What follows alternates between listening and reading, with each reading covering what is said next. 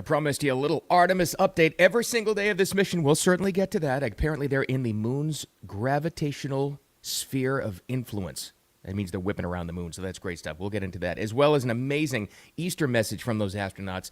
I said it before, I think on Friday. Are these the 4 perfect astronauts for this mission? They're like perfect, every single one of them, everything they say and do.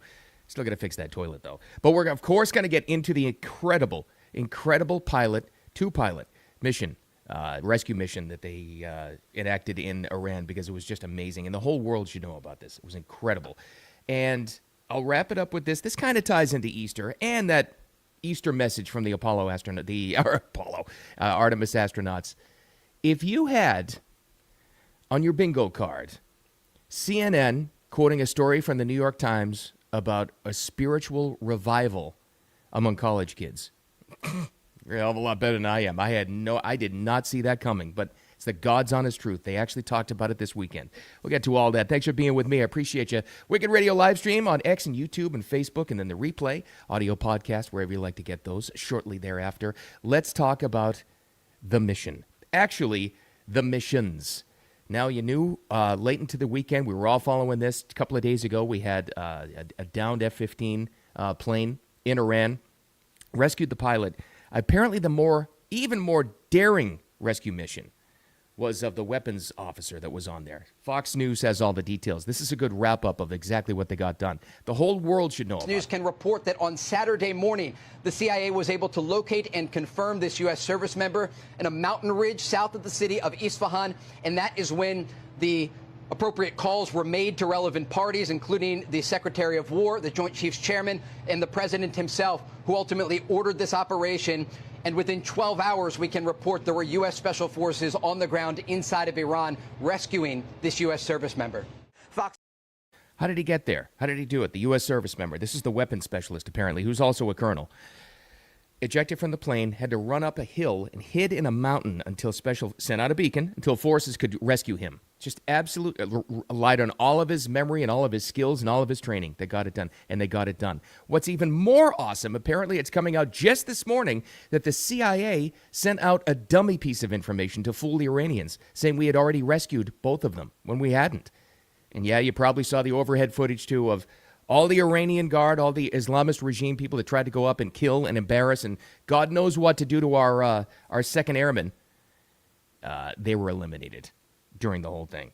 This was an incredible operation. And I think it's important that everybody understands how incredible this was. Because, just like you guessed it, you knew exactly what would happen. Because a C-130 dropping off the rescuers got stuck in the sand, and I guess a couple of Little Bird planes, they got stuck there. We had to blow them up so the Iranians don't have them. So, that sent the left-wingers into a frenzy. We wasted $120 million for what? What? What do you mean for what? There's no price you can put on American service members' lives. Yeah, we did. And I would bet you dollars to frickin' donuts these same people weren't complaining at all when you-know-who left $90 billion worth of military equipment in Afghanistan for that horrific pullout plan. Yeah, same people. But this is significant. Don't downplay this. Jay Johnson. Every once in a while you see this guy pop up on the Sunday talk shows. He's a smart guy. Happened to be Obama's DHS secretary. It's very significant when this guy says what he's about to say here. You'll hear in the clip. And he's exactly right. This message should, and it is, get out to everybody. This is Jay Johnson, an Obama guy, talking about this mission. This is important. This operation for the first pilot and the second pilot was a remarkable exercise, demonstration of U.S. military courage, technology, power. I would encourage the President and the Secretary of Defense, consistent with operational security, share as much of that with the American public so that the American public can appreciate what goes into this kind of operation is more complicated than the bin Laden operation, for example. Wow. I'm not sure any of that. That's saying something. That's saying something, all right. On NBC's Sunday talk show, Jay Johnson, Obama guy, and even Kristen Welker saying, wow, that's saying something. Now, he made a point there that I thought was great, and apparently it's happening. President Trump is reaching out to everybody telling this story because this was don't let anybody fool you. Anybody. Well, with the cost of the planes, who the hell cares? We got these pilots back. This is an American success story we should all be aware of and we should be telling for years. In fact, he's doing it. President Trump apparently, reportedly, reached out to and texted Kristen Welker, you heard there at the end of the clip, personally, and texted her the details of the story. I hope he did that to every single major news anchor and every talking head, television head that's out there to get this story out, because it's that important and it's that good. But he was also sending out some other messages. I had to get to this one. Here's what they're calling mean tweets are back. Even though it's not a tweet. They're not tweets anymore. They're posts because Elon, of course, bought Twitter and turned it into X. But you all saw this. I'm going to have to self-edit on this one. And it's all about tomorrow. Now, this on the heels of the American Rescue Mission. President Trump writes, Truth Social, then, of course, on X, with an American flag. Tuesday will be Power Plant Day and Bridge Day, all wrapped up into one in Iran. There will be nothing like it. 3 exclamation points after that one. Open the bleeping straight, you crazy bastards, or you'll be living in hell. Just watch. Praise be to Allah. Now, it's a real post. It's real. He did it, but he does it for a reason. Everybody's saying, "Oh, that's just not presidential. That's just not." Well, you know what? Okay, I'll take your mindset on it. Maybe it's not presidential. It's not presidential for what you've known presidents to be for decades. How many? Just under 50 years we put up with this regime. The fear that they had for 100 years prior to that an Islamist regime would actually take control of an entire government. And lo and behold, then they got nukes. Or the potential to have nukes. This is something that American presidents, what we used to call presidential, wouldn't undertake before. Love or hate Trump and how he talks and things like that and things that seem unhinged, he does it for a reason. And he's telling, in his words, the crazy bastards now in charge of the Iranian regime, he's telling them directly, you're done for. You're absolutely, completely done in a language that's insulting to them and clear to understand. He's not tolerating this anymore. And tomorrow's the day, apparently. So we shall see. I think that regime is done. This could be the most important thing for your kids' future, your grandkids' future, their grandkids' future, to get rid of this regime that has been creating terror throughout the world, including in the U.S., for close to 50 years.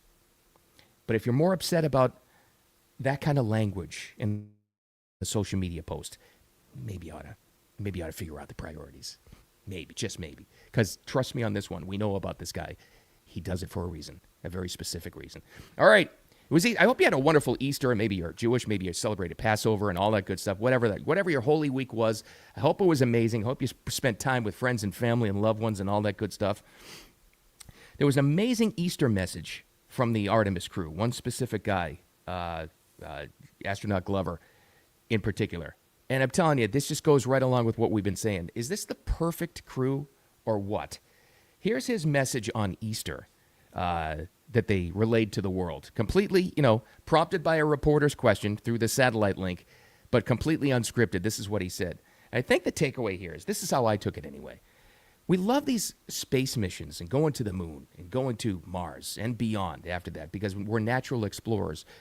But yeah, it's about understanding what's out there. It's also about understanding us and looking at Earth in perspective. Here's what he said.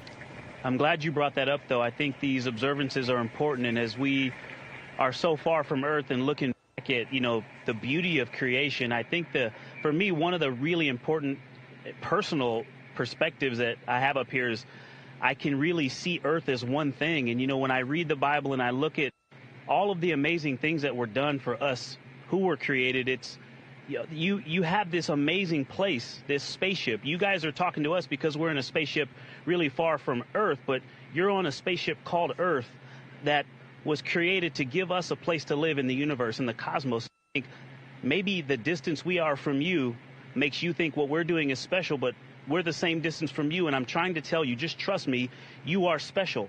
In all of this emptiness, this is a whole bunch of nothing, this thing we call the universe. You have this oasis, this beautiful place that we get to exist together. I think as we go into Easter Sunday, thinking about, all the cultures all around the world, whether you celebrate it or not, whether you believe in God or not, this is an opportunity for us to remember where we are, who we are, and that we are the same thing and that we got to get through this together. All right, that guy's incredible. That entire thing should be transcribed and written on a statue on a stone somewhere when they land. I mean, that's like incredible. That should be at the Kennedy Space Center, at the Houston Space Center, at SpaceX headquarters, whatever it is. He just said it all right there. It's about us. It's about looking at us as an individual spaceship and being able to, from space, look at it down to humanity. Haven't you done that on a flight? You're flying over like the Grand Canyon or something. You're like, wow, you see it in this perspective from a bird's eye view. What an incredible place. That was beautiful. Well, that was like the perfect Easter message. I love this crew. Where are they now? Let's get an update. Where's our Artemis crew? Well, apparently they're in Sir Isaac Newton's hands now. Didn't they say that in Apollo 13? Wasn't that one of Tom Hanks's lines? Apollo 13 is now in Sir Isaac Newton's hands, meaning gravity around the moon. Here's the update from NASA over the weekend. By reaching this milestone, it means that the gravitational forces of the moon are now greater on the Orion spacecraft than that of Earth. I'd also like to share that we noticed we entered the lunar sphere of influence about an hour ago, and sure enough, we are now falling to the moon rather than rising away from Earth. The lunar sphere of influence. Godspeed to them. Whip around the moon, come back, and what an awesome mission. I love those guys. All right, this kind of goes back to spirituality on Easter Sunday again. And I said this in the introduction, but if you're just hopping on now, I didn't have this on my bingo card ever. Thought it was done. Thought it would never happen. Never happen. First of all, this surge in spirituality they're talking about. But the second thing is to have CNN do a story on it, quoting the New York Times about how many young people college age around there are going back to church. Maybe it's not for you, but something like this happening is a good sign. Anyway, here's the most remarkable part about it to me is the CNN story. Here you go. There's a new and somewhat unexpected story emerging inside American churches. Not decline, but growth. According to the New York Times, Catholic dioceses across the country are reporting a sharp increase in adult conversions, with some seeing their highest numbers in years. In Detroit, more than 1,400 new Catholics expected this Easter, a 21-year high. In Washington, nearly 1,800 will join, also up from last year. And it's not just happening in one region. The Times reports this trend is showing up in large and small dioceses alike. Meanwhile, the Washington Post takes us inside one parish in New York City where attendance has jumped 20% in just the last 6 months. 6 months, not just for Easter. Everybody crams into like a church or some sort of religious place in Easter and Christmas and all that good stuff. 6 months. And I was wrong. It wasn't just the New York Times and CNN. Washington Post talking about it too. They're not exactly like the bastions of religious freedom. My entire life I've followed the New York Times and Washington Post telling me that God's dead. People don't care about this stuff anymore. This is a sectarian society, separation of church and state. Well, this is a different thing. And whether or not it's for you, it doesn't matter. Just think about the story. Think about that this is being spoken out loud in major media sources now, 3 of them, in fact. And the fact that it's even happening, even if it's not for you to do this, maybe you don't want to get baptized or go to church or go to a synagogue or whatever you do. Probably pretty good sign for society that other people are, because I guess they looked at the way things were going and they said, yeah, that's not too cool. I feel kind of empty. It's an amazing thing. I didn't expect it. I just didn't. As a Catholic kid growing up, I was told the entire time that we're losing Catholics. I can't remember a time when I was a child when there wasn't some priest somewhere saying we're losing Catholics. Nobody comes to church anymore. Didn't expect it to turn around. But if you want to take that as good news, I would. Like I said, even if it's not for you, it's for other people. You'd rather have people believing in something than not. Trust me in this one. It's like patriotism. You'd rather have people patriotic than not patriotic, because your mind is going to be influenced one way or the other. It's healthier to have it that way. All right, so that's a pretty positive sign coming out of Easter. I got to get out of here. A lot of stuff to do. So do you on Monday, getting over the holiday. Thanks for finding me. The replay now on X and YouTube and on Facebook. And don't forget about the audio podcast. Post just a couple of minutes after we get off in the live stream, wherever you like to get those. And that's growing and growing. Apparently, audio is the way to go. So appreciate you as always. Just find where you can find Wicked Radio and download it. Thanks for finding me. I appreciate you. I hope you had a great Easter Sunday, a great weekend. Remember that mission and don't let anybody downplay it. You're going to run into somebody today that's going to say, yeah, well, sure, they rescued those pilots, but they wasted $120 million worth of plane. That's people are really saying that. I wouldn't even engage. They're beyond gone at that point. I wouldn't even worry about that. It's an incredible story, an incredible success mission. You should tell everybody you know. Thanks for finding me. Appreciate you. Make it a wicked awesome Monday. I'll talk to you tomorrow.